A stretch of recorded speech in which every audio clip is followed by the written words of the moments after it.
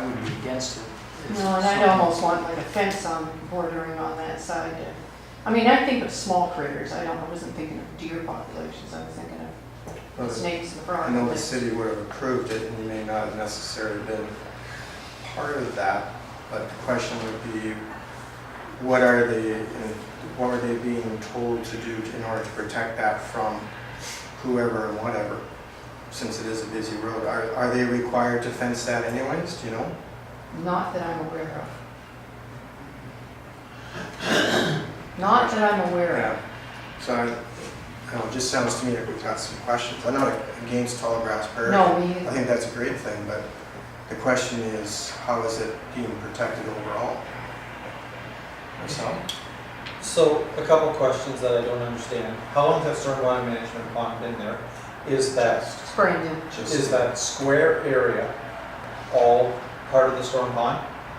I would, yeah, So- there's no housing in that area. So at this point in time, until that is turned over to the city, it's the developer's responsibility to look after that area. Mhm. So to me, this seems like a very simple way for the developer to not have to look after the area around the pond, which is great for him, and it's a win-win possibly if we can get our established.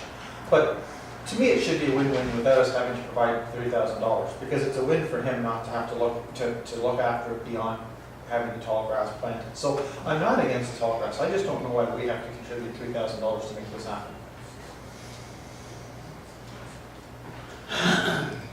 Other questions or comments? can we defer this until we get a little bit more information back from staff on the maintenance issue and whether or not there's a fencing that's going to be provided on that busy corner? Would it be okay if we defer that to the next one? When do we meet again? It may be too far out, but We don't meet again until August, and I know the hope was that this Yeah. project would it's, be yeah, underway. they're well into it. I don't know if our staff can answer the fencing component of it. In terms of why should we give this project $3,000, I think not all of developers would consider this type of project. They don't have to. Providing them an incentive, I think, sends a message to the developers that we promote this type of thinking in the development community. And if they do get an incentive or a vote of confidence from this board, they might consider similar things in the future. So in answering that question, that's really why I think it's before you today and for that amount. Chairman Dave, just a couple of questions. First of all, I get that the stormwater pond is necessary as a means of collecting water from that area. And secondly, with a pond of that size, I'm sure that the municipality would insist that it be fenced because it's just like a swimming pool in terms of a risk. Not that I'm aware of. No, we don't. That's a risk area for local residents. No, Take but it. like, we have lots of them in the city that aren't fenced. We do too. Really? Yep. Yeah. Ian, you had a question? I'd like to know what other options there are. If this doesn't go forward, what will you do? In other words, if we don't agree to the, actually it's a two-part question. If the board doesn't agree to the $3,000 grant, what will happen to the project? Number two, is there a lower cost option possibly that will result in the same or similar benefits? This seems like a ton of money, to be honest with you, for what we're talking about. It's a good size. You'd have to see the size of that stormwater It's a pond. good size. It is huge. It is. That's right, one of the bigger ones I've ever come across. Yeah. I was by it today, as a matter of fact. There's actually a second one being built too. There is. Yeah, so what's up with that? Just out of That's- curiosity, right? That's the city. I don't Yeah, know. there's another one like a couple hundred feet. Directly south of that. Yeah, Could just be two sub-watershed catchment areas oh, okay. drain into different tributaries. No? Just based on what Elizabeth said and the fact that I'm kind of pro for those grass areas, I like them. maintenance, I don't think will be an issue, can be figured out. I would be willing to support this, so I would move. You would move it? I have a seconder. Further discussion? Linda? Just that if it could be passed on, and I'm like you, I have no problems with it going forward, but if we could just relay some of those concerns back to them around some of those issues of it being a really busy intersection and that maintenance piece, they just shared with them. I'd be happy with that, so that at least they know that we had some concerns around it. And I'm going to ask for a recorded vote, please. Any further discussion? Seeing none, call for the vote then.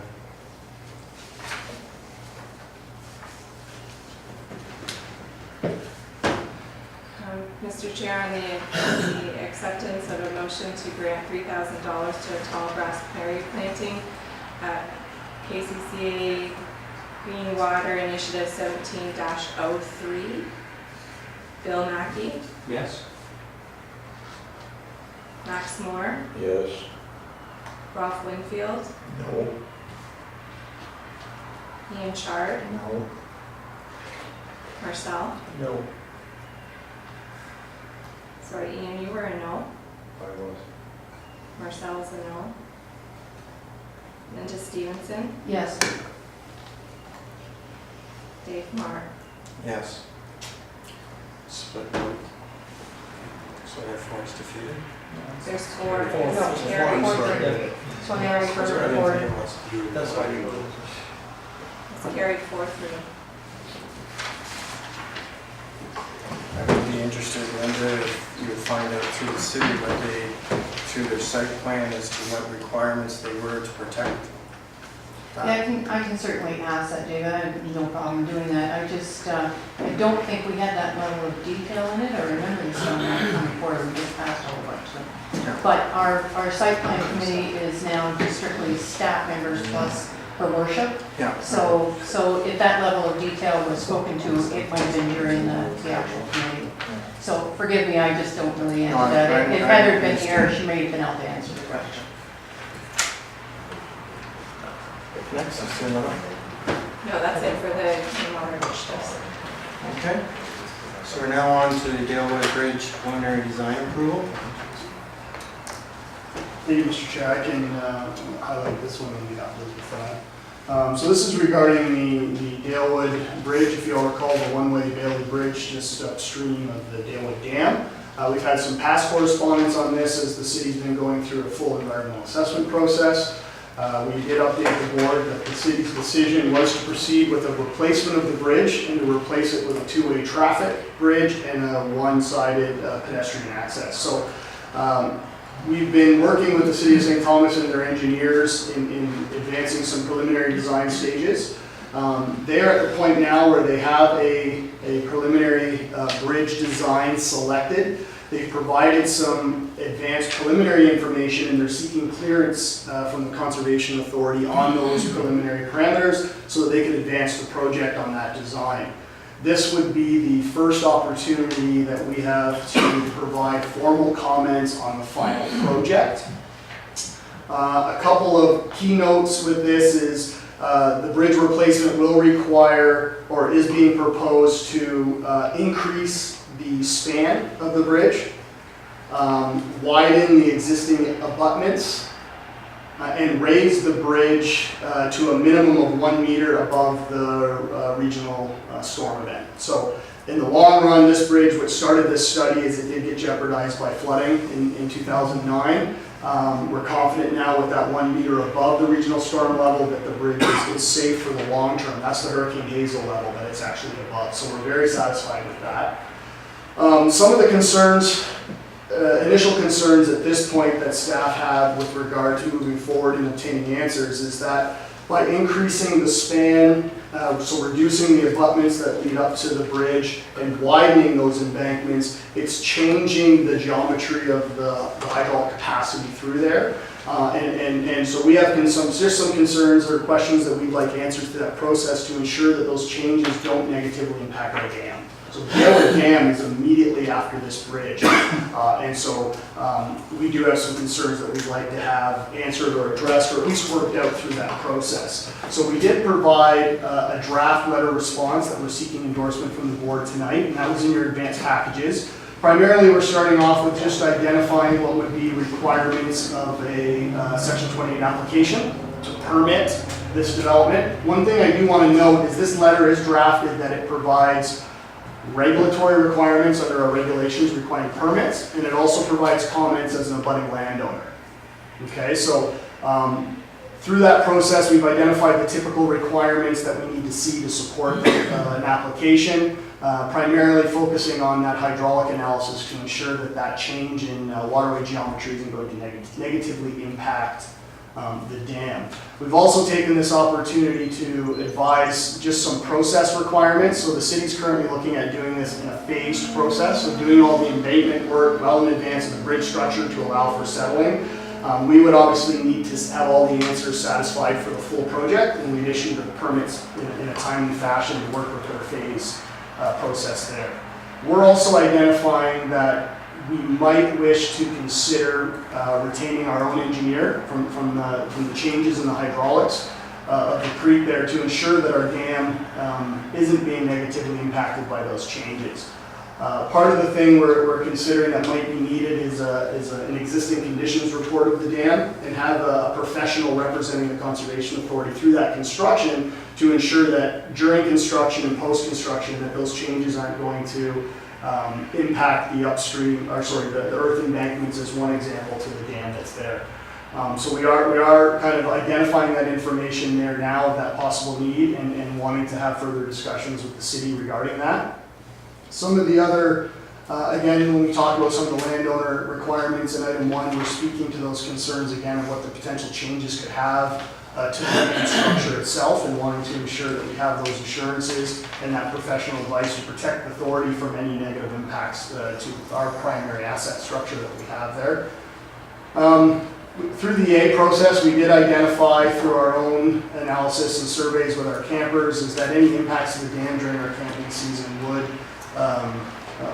pose a safety risk and a concern to our operations during the camping season. So we'd like to have discussions of timelines of the work happening more or less when our campgrounds are closed. It's my understanding that the majority of this work will more than happen in the fall, winter months anyways, which we'd like to see there. We also have a concern relative to just the natural erosive nature of Kettle Creek. It's common to have full trees and woody debris erode and wash down. So our staff are regularly doing maintenance and removal of this debris at the dam. The bridge that the city is requesting, although it's a wider span, they do have a center pier proposed in the water of that bridge. So we do have concerns of debris catching on that pier, and we'd like to have discussions with the city to ensure that any debris caught up on that pier, we have an agreed maintenance schedule together, that we're not creating more work between the two agencies with regard to the removal of those barriers. And as well, we're not positive at this point, but as we go through the negotiations with the city, there's possibilities that the water level in the dam may have to be lowered, or there may be cofferdams installed to do work in the dry, and there's possibilities that we may be able to kind of piggyback on that work to look at improvements to the dam. For one example, replacing the stop logs, taking that opportunity while the water levels are low. And I believe Jen's looking at possible funding opportunities to look at that. So again, this is our first opportunity to kind of provide formal comments. We want to provide them all as part of this process. They're certainly not the final comments, as we'll continue to work with the city through the process and the development of the application. The only final thing I would note is that in the motion, we are asking for the board to consider approving the correspondence of the Dealwood Bridge design approval. The motion does say as presented, but there are a couple edits in there that were left in that I would like to have removed, and that's primarily on the first page, the last point, and that speaks to the reserving the right to an engineer. We'd be striking that point out, as that item's actually addressed in item B on the second page. And the only other amendment was that this letter would be co-signed by Elizabeth and myself. And again, this is just speaking from the fact that the letter both comments on regulatory processes and landowner stormwater issues. So if down the road, if there ever becomes an issue and we need to separate those two concerns, then it's co-authored by myself and Elizabeth. So we would recommend the motion, but that the letter be approved as amended.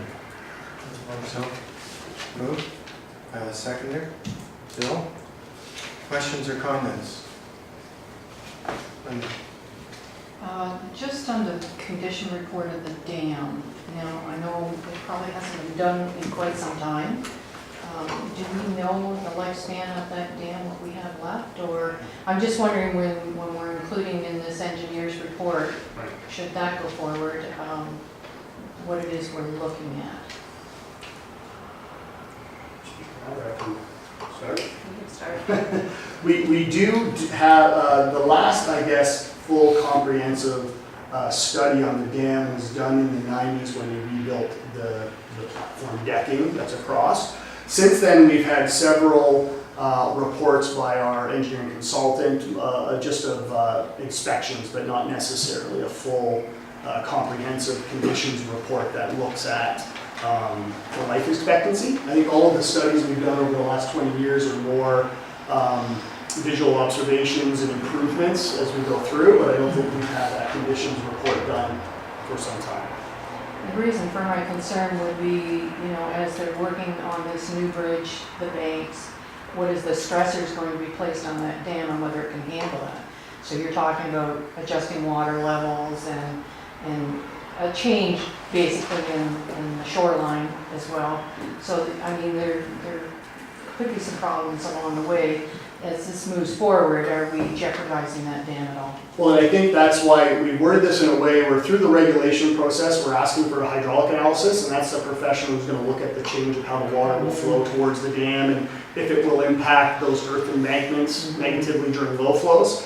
And then we've also identified that it's maybe our interest that we may reserve the right to retain our own engineer for that purpose that you're speaking of. So we have someone who's professional reviewing this proposal, the works that are happening to ensure that those changes aren't negatively impacting the dam, maybe representing our interests in protecting the dam as a result of this And actually could process. stall this whole process, though, if they say the dam is fragile. I think, like, right now, I don't anticipate a significant change with the increase of span. What it's going to do is potentially change the way the water flows towards the dam. And I think we're looking at more of impacts to the, more of the upstream embankment. So the wood, the earth embankment berms that kind of wrap and contain around the structure. And looking at that, I think the conditions of the dam is what it is, regardless of the bridge, that we may be, I mean, I don't know, if we go down an inspection, we may be requiring to do improvements to the dam regardless of the work to the bridge. But I think the concerns you just raised is the reason why we are looking at possibly having our own professional representing our interests. And then do we have a cost analysis of doing this engineer's report and possible repairs? So will it also contain, if we do this review, a cost analysis of what we may be required to do? How are we going to work that in the budget, Elizabeth? One of the things would be we have reserves that for emergency things like this, if something was to come up, that's certainly one option. Yourself? So to that question to you, Mr. Chair, in our letter, we're basically saying that the cost of our engineers to do this are going to be billed to the city. So as long as, and that's part of the normal process, so that makes sense. And if there are issues that go beyond the normal process that the city wants to do, as you said, that's what reserves are for. And we have to address it at that time, right? You're not going to know until you do it. And it's a good thing, because from a safety perspective, we need to be safe. I mean, if that dam wasn't safe, we need to do something. We're just flush with cash. And I think part of the letter, hopefully it reads out that we're identifying these issues early on so that we can continue discussions with Yeah, the city. I'm not disagreeing with the work out process, some of I'm those just thinking processes. about the things that are going to crop up and. And then myself. So through you, Mr. Chair, and I'm not sure if this is directed to staff or maybe to council from the city, but would the city and Kelvin Creek look for funding from the province and the government, the infrastructure funding, to move forward with this as we go? I assume so, but I haven't heard. I guess that's a decision of the board. Well, Mr. Chair, there may be funding in terms of the Water Erosion Control Infrastructure Fund, and that's what Jen is looking into right now in terms of any repairs or the study or the stop logs that we talked about. Go ahead. But with respect to municipal projects, even for some of the engineering, there is sometimes grants available to get that work done. If this goes beyond what the city's asking for, I would certainly think that we should be looking for some grant funding, if possible, to help us with this, because Linda's absolutely right. I mean, our pockets empty for stuff like this, because this gets expensive very quick. And that is something we have to do. I mean, regardless as to whether this bridge is to be rebuilt, if the dam had an issue, we would Right. still be responsible in fixing it. Yeah. What it's going to do is bring it to the forefront sooner than what some people may want. But we know that road, the temporary bridge, has been there for ever. Too long. We knew that was going to have to be replaced. The city's being responsible. They're actually moving forward on that. I think this draft letter is appropriate to send to them with the amendments, and we move forward to the next step of the process. And if issues come up, we're going to have to deal with them. And if I could, Mr. Chair, through you, just to reiterate, where this consideration is being focused is on the fact that the existing span and the allowance for water flow need is being changed as part of the bridge structure, right? Where there may be lesser concerns if the bridge was designed to maintain the existing span. But the ultimate design is requiring a wider span and wider earth embankments, which is changing the waterway geometry. So that's the thing the issues And the that engineers will engineers take care of that, right? They're going to study that, propose what has to be done, and we go from there. But back to Marcel's point, I know a lot of funding envelopes are already being accessed by our planning department, but I think it's a very good conversation for Joe to have with Justin around, are there opportunities for the dam to be included in some of this exercise? It may, I don't know the answer to that, but because we are changing the flow, there is a direct impact on the dam, there may be an opportunity for some of those dollars to be flowed over to the dam as well. So I think that's a discussion that you have with Justin. Well, To Joe, through you, Mr. Chair, do I take it that there's going to be a new center pier in order to extend the length of the bridge? Yes, Is that- correct. And it's going to be above the dam, right? upstream From the yes. dam. Yes, that's correct. Yeah. And I guess the only thing I want to clarify is in their note, currently it's the opinion of the design team and engineers working for the city that there won't be an impact. But through the application process, we're asking for a study to back up that opinion. So that's what we need. We still need to see more information as we go through the process. so we have a motion on the floor for this letter to be sent with the amendments. Is there any further on the letter? If not, all in favor? That's carried. So next we have the Dalewood North Trail.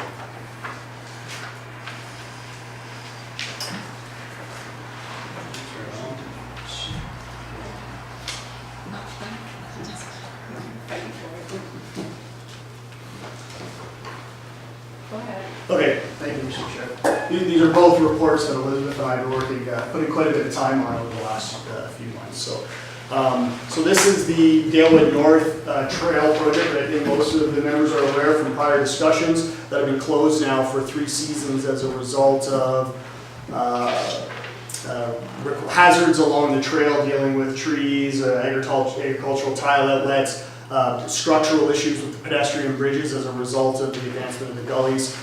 We've submitted for funding grants where we were successful in one, where thankfully through the TD Friends of the Environment for $10,000 to do some extension work so that we have a safer crossing of this trail to Dan Patterson along Highbury Ave.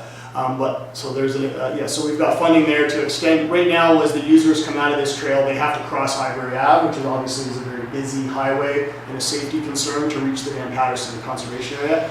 We've been working with discussions with the County of Elgin to extend this trail up the right-of-way and use the existing bridge and go under the bridge. There's a perfect little platform area that needs minimal work that we can create a safe crossing. So we did receive funding for this extension, as well as in creating signage and trail maps and marketing for our trails. The other funding grant, which was applied for to do the full revitalization of the trail, as well as some improvements to the Dalewood Visitor Services building and that other parking lot that we have in the north end that we want to reopen. We weren't successful in obtaining those funds. So based on the capital funds that we have budgeted for this year, we're able to just focus on the trail. So the parking lot on the north end of Dalewood Road and the VS, some of the extra work to the VS building won't be done this year as we don't have the budgets for it. So we did go out and we had 3 trail company consultants that are all eco trail builders. They build trails in a sustainable fashion. They walked the trail with Elizabeth and I, and they both provided, all 3 of them provided their proposal and recommendations to bring the trail back to a standard that we can have it open. The cost estimates that we received to do that work is in the attached agenda and in the advanced agenda. Treadscape, which came in at the lowest cost, this is really someone who focuses on sustainable trails and relying on the resources that are in the trail system. So when he creates his pedestrian bridges, he actually carries in a portable mill, and he uses a situ pine trees in the bush, and he'll mill up his own beams, and he'll do the trails out of rough cedar, decking and railings to meet. Eco Trail Builders, again, was one very similar to Treadscape in type of their approach, but they are ones that use more of pressure-treated style bridges. And then we had Sustainable Trails that came in with a very significant price. Through their pricing, they identified that they typically work for Parks Canada, and they provided a quote submission that would meet Parks Canada standards. And when we look at Parks Canada, they have multiple uses on their trails. They have grooming equipment, they have off-road vehicles, they have equestrian in some areas. And so they also identified the concern of a couple of the bridges, or one bridge, Bridge 6, requiring engineering because of its span and because of the height fall for there. So certainly it's staff's opinion that the trail that we have here for the Dalewood North is kind of a robust hiking trail only. And the standards of producing it to Parks Standard, Parks Canada standard far exceeds the needs that we have. So we're not looking for the 10-foot wide trail to accommodate those additional vehicles and loads on all the bridges that would trigger or require engineering. But what it did do is it did raise a lot of discussion around Bridge 6, which is the most significant hiking bridge we have on our trail system, and whether the need to have it engineered. So we did start making calls and speaking with other conservation authorities and guidelines as to what's the trigger to need to have this bridge engineered. What we're finding is there's just not a lot of guidance or guidelines for hiking, pedestrian, and trails only. There's lots for vehicles and weight loads and snow loads and things like that, but not for pedestrian. So we did reach out to a few engineers to see what it would cost to have a bridge designed and certified. But while we were going through that process, the main trail builder for Treadscape felt it was important to himself to go and get his bridges certified so that he can use that when he's bidding jobs. So the design bridges that he does use, and they're based on a guideline for the Bruce Trail.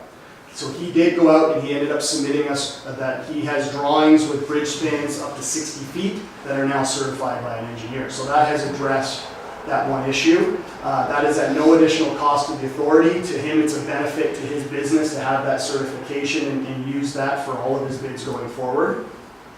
So he is maintaining the price of $35,000 to go through, relocate portions of the trail, replace the bridge structures, as well as he's providing a training course as part of this so that our staff can go out on the trail with him, learn from his expertise on how to build sustainable trails, and then our staff would focus on rebuilding the actual grade portion of the trails, and that's why his costs were lower than the others.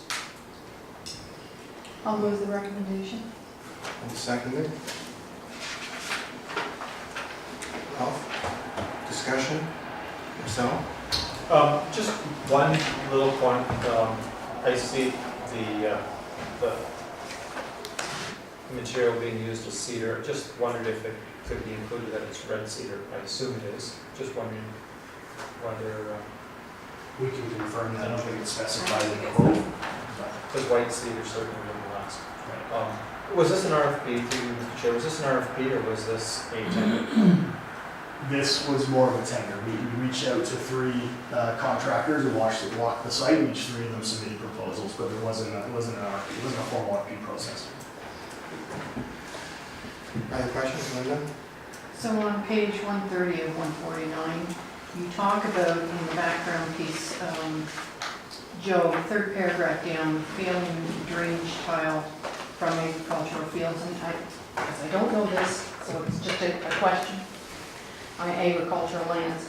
Do we have any authority to correct that situation? Because I would say, by what you're quoting here, it is jeopardizing Right. the area, So, right? on a third of this trail, the trail runs up along the top of the ridge line adjacent to agricultural fields, and there's several historical agricultural tiles that are outletting on our lands. It's the portion on our lands that has failed.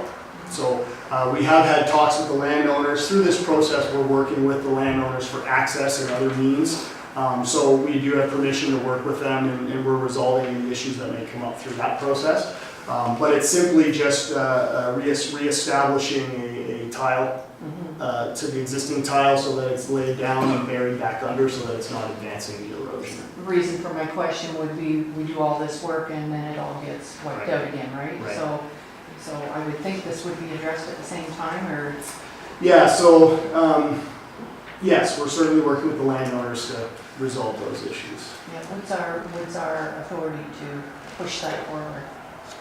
In terms of requiring the landowner to do something, Yeah, I'm just asking. I don't know the full, I mean, under the regulatory jurisdiction, we don't have authority to require landowners to do that. These are tiles that have existed probably since prior to the authority owning the lands. Okay. But the areas that require work is on our lands. So we're not doing any work on private property with this situation. So are these municipal lands, through you, Mr. Chair? Or sorry, are these municipal drains or are these private drains? Private. Further questions? All in favor? That's carried.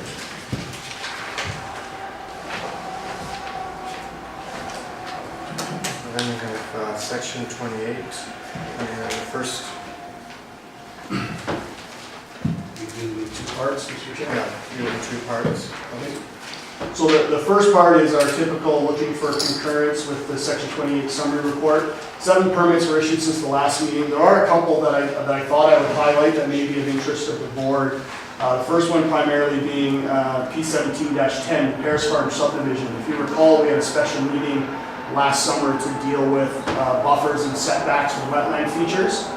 I don't believe the board's been updated, but in the advanced package, I included a letter from the engineer on behalf of the developer of the City of St. Thomas confirming their acceptance of the Conservation Authority's decision, and they've made the necessary amendments to the block plans to respect the buffer requirements of the authority. So that's good news. The Eames drain outlet for this subdivision was another issue, historical issue with this authority that we've been working through. That is now advancing. That's now in the hands of the municipality of Central Elgin through their own independent engineer.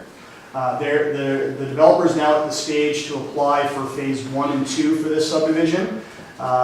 These 2 phases currently are within the Eames drain watershed and can handle the capacity, so there's no changes required. So they're advancing this as they work through the Eames drainage petition to introduce new drainage areas for future development. So we're at a point where staff was satisfied with issuing the permit so that they can begin development on phase 1 and 2A. The other one I want to bring to the attention of the board was permit 11. This is 403 Tower Heights Road. This is up on Front Street of Port Stanley area. I don't know if you're familiar with that. It's a former historical bluff of the Lake Erie shoreline, so there are houses that are perched up on a 30-meter hill, old cottages that are there. Unfortunately, with a lot of the significant rain events that we've had this spring, there was some slope failures behind this cottage as a result of historical fill dumping and some drainage tiles, eaves tiles relating to that. So we were successful in working with the landowner to get geotechnical advice, and they were able to go forward and restore that slope. And in this situation, the garage was at risk due to the failing slope. So we were able to work with the landowner and reach our requirements to ensure the long-term stability of that slope.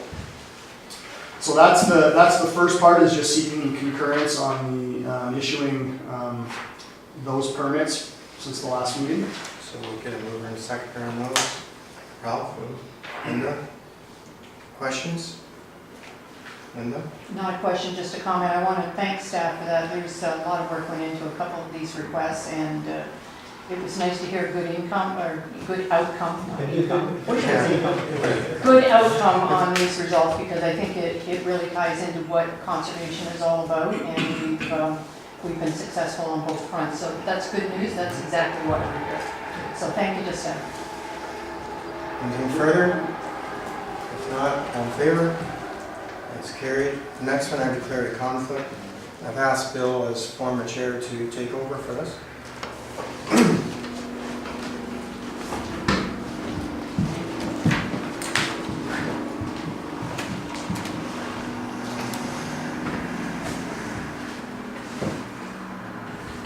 Mr. Chair, through you, what we have now before us is an application for consideration of the board. Based on the merits of the application, this is beyond the ability of staff to issue the permit, so with this proposal, it does require board approval. The municipality of Central Elgin has applied to construct a 12 by 12 three-story structure with viewing deck upon the main beach in Port Stanley, and this is to facilitate a lifeguard viewing tower. And all of the materials of the application were submitted in your advanced packages. It's our understanding the lifeguard tower is required to meet public health and safety requirements for the public beach, and that it's proposed to be located on the main beach in order to obtain optimal views of the public and along the lakeshore for monitoring safety of the public while they're at the beach. When we look at the main beach area in Port Stanley, our regulatory and development requirements rely on a Port Stanley beach management study. So this area is obviously within the Lake Erie flood uprush. Within that study, they identified 3 zones and identified management requirements for proposed buildings. The first standard is the dynamic beach standard, and that's an area where we do not permit new buildings or structures because of the active erosive natures of the beach eroding and accreting. And that's within the Port Stanley Beach Management Plan. That was identified as a measurement of 60 meters from the instantaneous high water level of the lake. So there's an elevation of 175.5. So that dynamic beach standard within the Shoreline Management Plan is measured horizontally 60 meters from that elevation. Within that, the plan recognizes that 40 meters of that dynamic beach standard is for the active beach zone. So the true dynamic hazard is only within the first 40 meters. Then there's a 20-meter buffer within those development setbacks where they allow for dune formation. So the Port Stanley Beach Management Plan recognizes the need to allow dunes to form as a mitigation measure to flooding of some of those homes that are built along the shoreline. So in this case, the municipality had retained Riggs Engineer, the shoreline engineer, who went out and assessed the structure. Through collaboration with us, they've amended their original report to try and look at those locations of ensuring this building is at least outside of the active beach zone. So through the Riggs Engineering, they have confirmed that the structure is currently proposed within that 20-meter dune formation area, and that it's located outside of the dynamic beach hazard where we strongly don't support any buildings or structures based on provincial policy. So through this process, Riggs Engineering has done some assessments relative to worst case scenarios of lake levels as early as 1973, and they've proposed floodproofing and structural design measures to prevent damage to this structure in the event of a 100-year storm event on the lake, and also in consideration if the lake was ever to return to worst case scenarios in 1973. So they've designed it to mitigate any damage.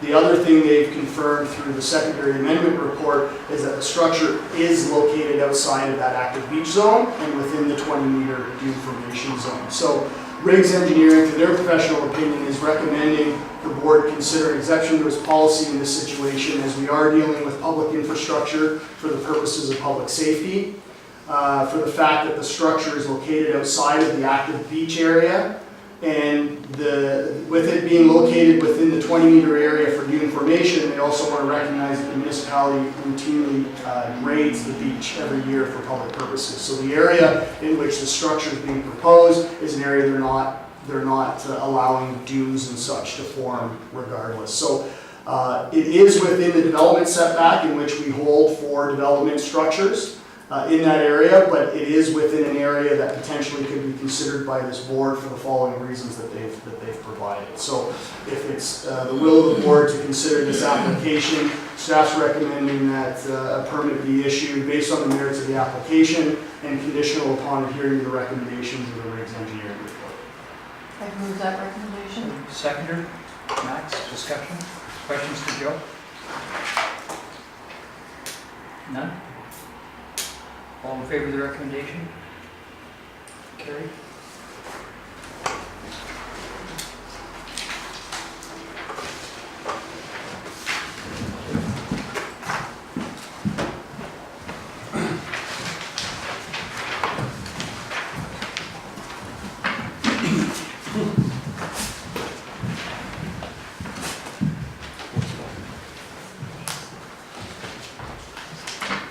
So next we have is in camera. Have a motion to move in. Actually, Mr. Chair, if I can just ask one thing Sure. of the members before we break from open session. In discussion with the chair and some of the staff, we were wondering, historically we did it was had board members tour a couple of sites before a meeting and have supper before a meeting in the summer months. It's not something we've done in a number of years, and I just thought there was a couple of sites that members might wish to see in terms of some of the discussion we've had this evening. Mainly the Dalewood Dam. I don't know how many members have actually been down there to have that education piece, but we could certainly visit the dam, see some of the new improvements at Dalewood. And then Betsy was wondering if members were interested in seeing a tall grass prairie down at Forest Cities Castings, and then meeting back at Dan Patterson for supper before the August meeting. So the August meeting is coming up on August 16th. And if there was enough interest among the members to hit some of those sites before the meeting, staff could entertain that and get the details out to you before that meeting. So I just was interested in kind of a general consensus or direction. The only thing I'll point out to those who are municipal councils, the 16th will be the end of AMO, which is in Ottawa. That's a full day's drive back. We won't make it on the 16th. How many members does that affect? I don't know, it depends who else going. Mhm. Are you going? I haven't made my mind up yet. I think that it was going, but I haven't made my mind up yet. I know I am going. Marcel's going. You can't do everybody well for me.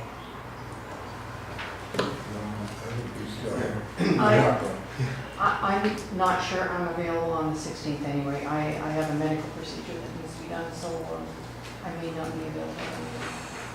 So don't use it as a, Okay. don't be breaking it up. Mr. Chair, I wonder with that information whether the 23rd would be a more appropriate date for me. I will send out an email just to verify Yeah. and talk with the chair about her availability as well. It's just a quick kind of rundown, 3 or 4 members. Maybe send out an email and ask for a couple of different dates as to what's possible, and then we can go from there. I think it's important that you go in to see some of these things. But Mr. Chair, I was just going to concur, I would appreciate that tour. I think that would be a great idea. If you've never seen that dam, it's very interesting. It's a great idea, so I'd like to be included if we could find a common date. Let's see if we can find a common date then. Sure. Okay, we have a mover and a seconder going to camera. If I could just ask one question to you, Mr. Chair, before, I was confused as to why there were pieces of information about the subdivision, the Terry subdivision package I didn't understand why that was there. Through you, Mr. Chair. That was part of the permit process where I just provided that in there as part of the update to that permit regarding that they've accepted the decision of the board. Okay, got it. Anything else? Not, can I have a mover and second? No? Max? All in favor? Carried. We have 1 minute for. Sure.